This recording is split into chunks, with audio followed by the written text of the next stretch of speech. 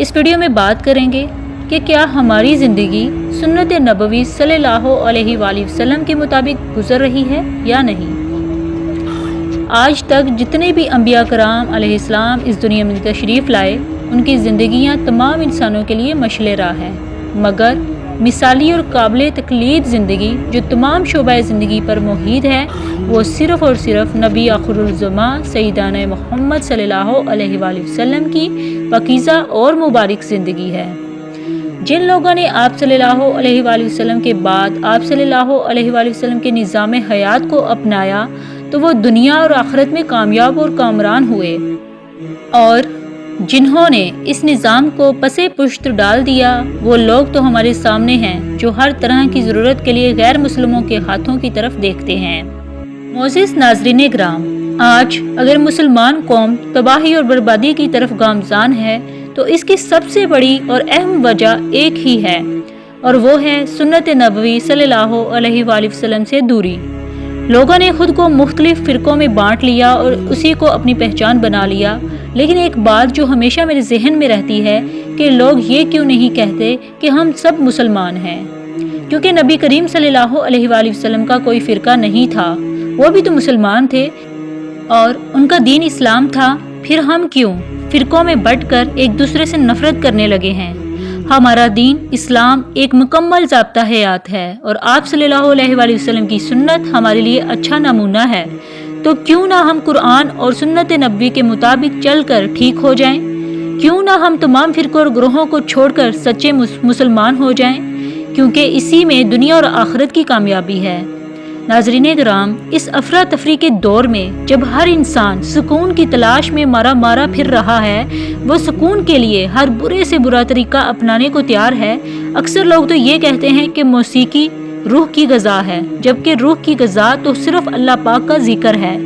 तजर्बा करके देख लें कि जितना सुकून अल्लाह ताला के जिक्र और इबादत करने में है, क्या वो सुकून आपको दुनिया की किसी और चीज़ में नज़र आता है। ख़वातीनो हज़रात, हम दुनिया को हासिल करने के लिए सख्त मेहनत कर रहे हैं और आखिरत को मुकद्दर पर छोड़ बैठे हैं। लेकिन दुनिया तो मुकद्दर से मिलती है और आखिरत के लिए तो सख्त मेहनत करना पड़ती है। कहते हैं कि दुनिया से हर कोई खाली हाथ जाएगा। मेरे नज़दीक ये बात गलत है। वो मालो इसबाब से खाली जाएगा, अमल के एतबार से नहीं। दुनिया तो आखिरत की खेती है, जो इसमें बोया जाएगा वही आखिरत में काटना पड़ेगा।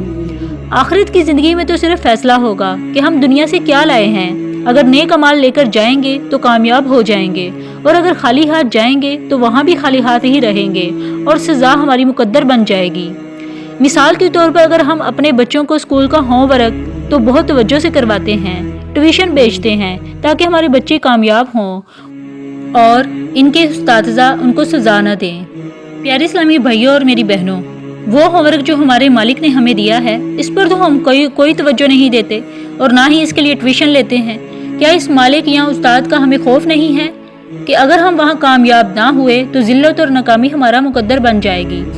अल्लाह ताला ने हमें सिलेबस के तौर पर कुरान मजीद अता किया है और नबी करीम सल्लल्लाहु अलैहि वसल्लम इसका अमली नमूना है।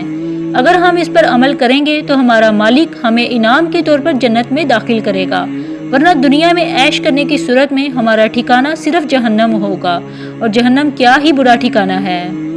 हमारे प्यारे नबी सल्लल्लाहु अलैहि वसल्लम ने खुतबा हिज्जतुल विदा के मौका पर इरशाद फरमाया था कि मैं तुम लोगों में दो ऐसी चीज़ें छोड़कर जा रहा हूँ कि अगर तुम इन पर अमल करोगे तो कामयाब रहोगे, और वो हैं किताब अल्लाह और हदीस। तो क्या हम इन पर अमल कर रहे हैं? क्या हम जो नमाज पढ़ते हैं इस तरह नमाज पढ़ने का हक अदा हो जाता है? क्या हम रोज़ा और हज खालिस अल्लाह के लिए करते हैं? बहुत से लोग बल्कि अक्सर तो सिर्फ दिखावे के लिए काम करते हैं। नाज़रीन ग्रामी, तो क्यों ना आज हम अपना मुवाज़ना करें कि हम कहाँ तक अमल कर रहे हैं। अगर हम सिर्फ कुरान पाक पढ़ते रहे और इस पर अमल ना किया तो तबाही ही हमारा मुकद्दर होगी। अल्लाह हमें सुन्नत नबवी सल्लल्लाहु अलैहि वसल्लम पर चलने की तौफीक अता फरमाए। आमीन सुम्मा आमीन। उम्मीद करती हूँ आपको मेरी ये वीडियो ज़रूर पसंद आई होगी। मेरी मज़ीद वीडियो के लिए मेरा चैनल सब्सक्राइब करें और उसको शेयर करें। बहुत शुक्रिया।